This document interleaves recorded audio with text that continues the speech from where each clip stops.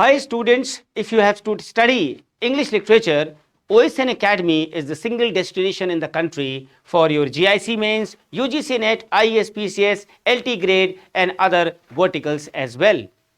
Students, I am Dr Anurag Agarwal, Managing Director of OSN Academy, and I am teaching past 24 years. So it is a great opportunity for all those aspirants of English who want to excel in the various preparations of English literature exams. Today, this session specializes for GIC mains, which is going to come in the next month, as well as other examinations where Chaucer is a compulsion. And that is why I have taken this session, and the most important question which can come in your examination, how to solve questions, how to write, which terms to use, and how to have that level of knowledge to inculcate in your answers, I will discuss with you. For example, I have taken Chaucer's Humour. Now, or the question can come, show your appreciation of Chaucer's Humour. The words can change, but the thing will remain the same, that you have to discuss about Chaucer's Humour.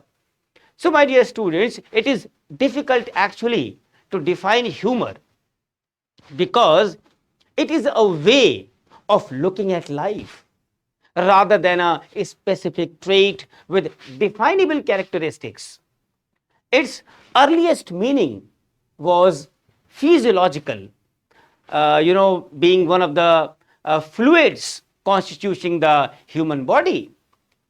If you remember, students, if you have read somewhere, the medieval physicians regarded the body as consisting of 4 humours. And what are those 4 humours? Blood, bile, black bile and phlegm, corresponding to the 4 elements. And what are these 4 elements? Air, fire, water and earth. Yes, but humour as a literary term is often contrasted with wit. As a literary term, students, हम लोग इसको अक्सर contrast कर देते हैं wit के साथ.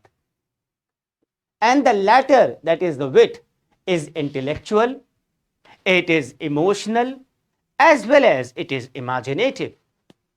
And this word humour in literary criticism is actually the gift of observing life with sympathy, with understanding, without the desire to judge it. And it stands for the way of life in which wonder, in which curiosity predominates over judgment.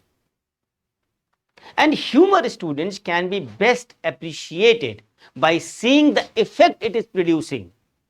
And this effect is undoubtedly, yes, laughter in the broadest sense, in the sense of amused interest in the contradictions of life, without being shocked, without being pained, or even you can say without being driven to the cynical or some of the rebellious.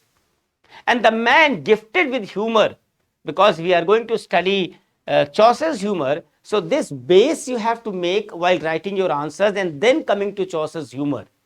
This base can be more, can be less, it depends on your intellectual level and how much you can perform well. So the man gifted with humour accepts life as it is, and he is grateful for the richness and the variety of life. Now we are talking about Chaucer's Humour. Chaucer's humour, students, is present everywhere in his writings, and it is most unmistakable when he comes to describe, the men and women as they live, as they love, as they gossip, as they quarrel, as they compromise. Because it is motivated with the desire to learn, it is motivated with the desire to understand, it is motivated with the desire to enrich the experience, which shows a joy, which shows amusement, which is in the spectacle of humanity. And the secret of Chaucer's humour is firstly very clear. He has an unprejudiced perception, and secondly, sympathetic rendering of the same. Its object क्या होता है? It is to detect the contrast between appearance and the reality. And his humor basically loves to detect the follies, the deceptions which are springing from the self-love, from the self-interest. It loves to smile at the spectacle of human follies and deceptions. These lines are very important if you have to get good marks in your writing examinations. Fine. Now, if you come to the minutest details, because we are discussing Chaucer's humor, so the best of this trait is to be seen in Chaucer's portrait of himself, and it is of course present in the portrait of the pilgrims, the prologue, like the physician, the lawyer, the prioress, the wife of Bath. But true humor is most evident when one is seen capable of laughing at one's own self. And we know that how Chaucer is very much capable of this, and his intelligence and his source of true humor to observe the life with so much of humanity, so much of limitations, and this versatility, this genius which God has granted Chaucer as far as humor is concerned, and one of the qualities that gives Chaucer's characters their amazing life. What characters are getting, it feels as if something is so real. The amazing life, the realism in it is basically humor. वो क्या है? वो सब humor है. And there is no doubt about it that he may be regarded as the first great English humorist. No English literary work before him has revealed humor in such a modern sense. Yes, it is also true that there were attempts at the comic before. And what are those attempts? When you will write this, you will get very good marks. Fabulous. Before Chaucer's humor came, Fabulous was introduced in the reign of Henry III. It was introduced in the reign of Henry III, some long time back, sometimes here in 1272. But this could not take root in English because of being very coarse and alien in spirit. That is why ये चला नहीं, ये भी बंद हो गया, खत्म हो गया. It could not take deep root. इसके बाद students, they were romances, and those romances were imported. Romances came which were imported from France, but they could also not take root because they were all very serious in tone.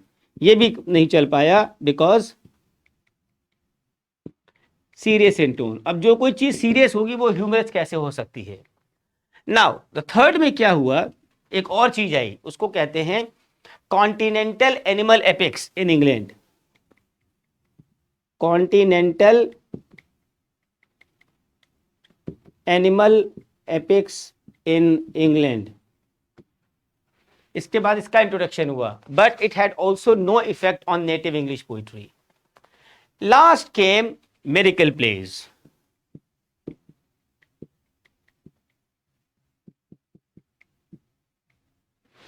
Last came students miracle plays, and miracles plays actually showed a genuine sense of comic, but mostly in the plays written after 14th century. तो वो हम तो पहले की बात कर रहे हैं, तो जब 14th century के बाद आई तो just given you कि इनमें थोड़ा सा कॉमिक कहीं दिखाई पड़ा. सो अल्टीमेटली हम क्या लिख सकते हैं आंसर में, that it is thus. After ये प्रूव करने के बाद अपने कॉपी में आप लिखेंगे, it is thus that Chaucer is the first writer who can be understood, taken as having a genuine sense of humour as we recognise today. और इसके नाम के आगे लिख सकते हैं मॉडर्न ह्यूमरिस्ट. क्वेश्चन को मॉडर्न ह्यूमरिस्ट करके भी वो लिख सकते हैं. And Chaucer's humour is basically born of some strong common sense, some generous sympathy, and these are the qualities which one of the greatest English humorists had apart from Chaucer. And who are those two great humorists? There are total three in the world. The one is Shakespeare, second is Fielding. Shakespeare, Fielding, and then comes Chaucer. So Chaucer is taken with the names of Fielding with the name of Shakespeare. So ये कितनी बड़ी बात है कि Chaucer's humor is actually born of strong common sense, and these qualities are of the greatest English humorists like Shakespeare and Fielding. So now understand that Chaucer ऐसा क्या लिखता है जिससे हमें हंसी आती है, मज़ा आता है, उसको एंजॉय करते हैं और उसके अंदर कंटेंट भी होता है with humour.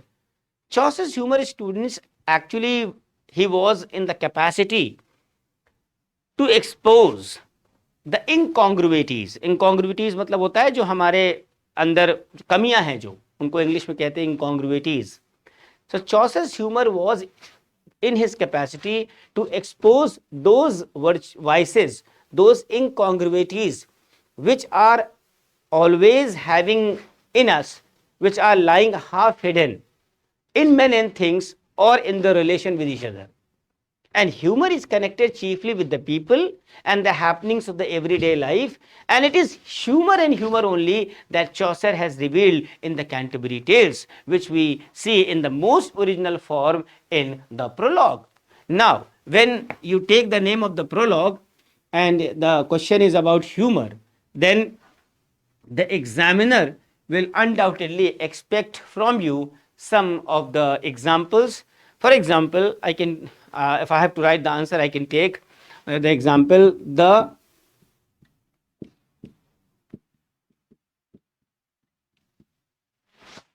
squire's locks, which look as they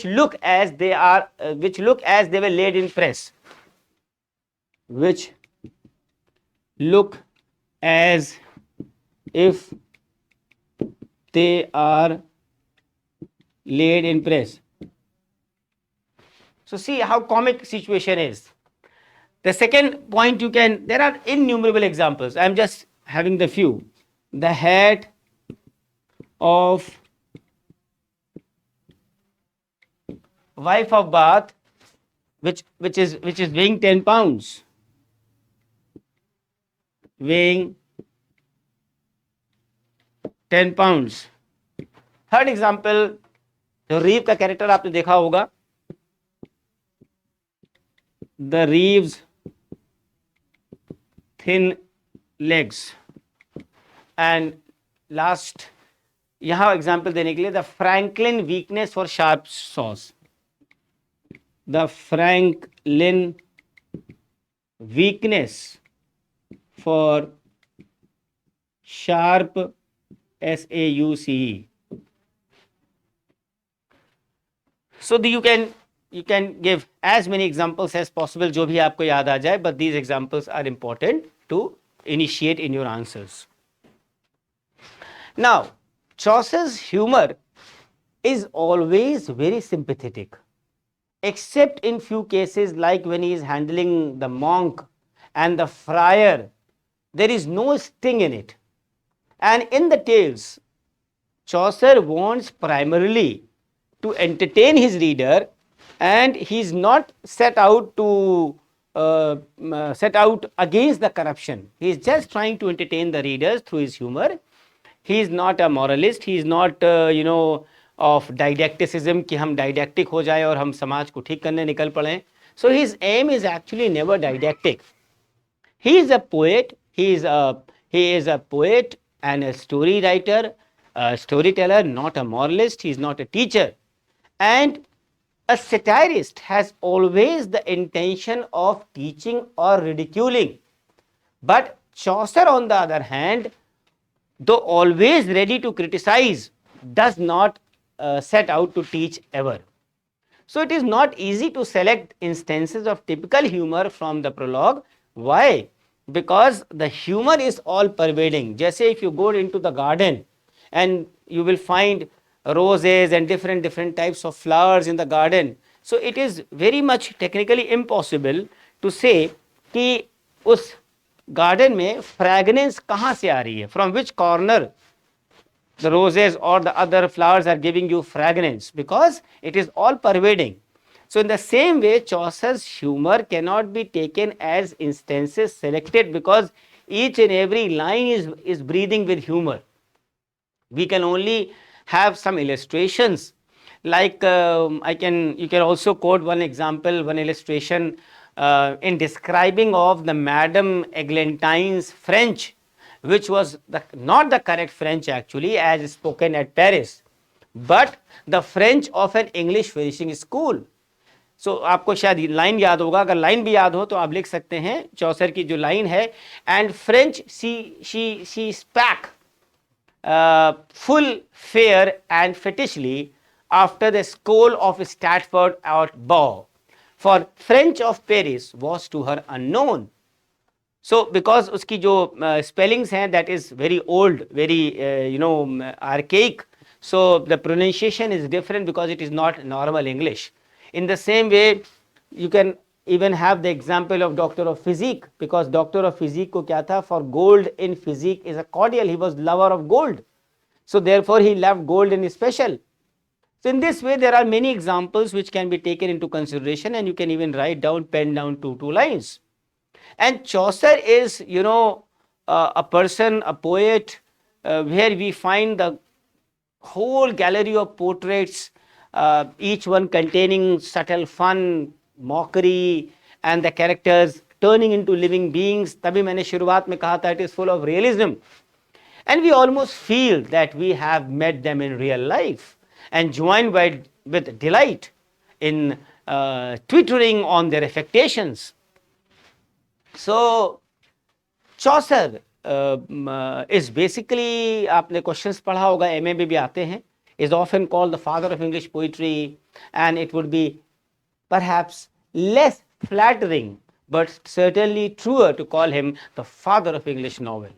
So you have to justify this thing, and you have to write so much about Chaucer's poetry, Chaucer's novel, his ideas, how he is full of characters, by taking different examples. But by initiating this question and answer, I have always been telling students of GIC, of NET, of IAS, PCS, LT, MA English, PhD entrance, that your content has to be very rich. The lines, the phrases, the words, the vocabularies, the expression has to be very good. And then only you can compete and get into the competition and qualify the examination. So don't bank upon the the market guides in the books. And if you actually want to excel, you can take our study material, my own study material of different verticals of English, maybe of any examination. And yes, the classes are running. You may not waste your time, and those students who are watching me GIC, जिनको देना है, those who have qualified pre, and still they have a lot of time, they can actually cover the entire course if they are ready to win over the race. So with this, I am sure that you would have liked the session, and please subscribe करना मत भूलिएगा, like करना मत भूलिएगा students, अगर आपको अच्छा लगा हो, और ज़रूर से कमेंट करिएगा कमेंट बॉक्स में कि sir I like this class and I want more on this topic, और whatever your queries are. So those who wish, they can just download the application OSN Academy from the Google Play Store and get into the GIC vertical and join as soon as possible. Thank you so much.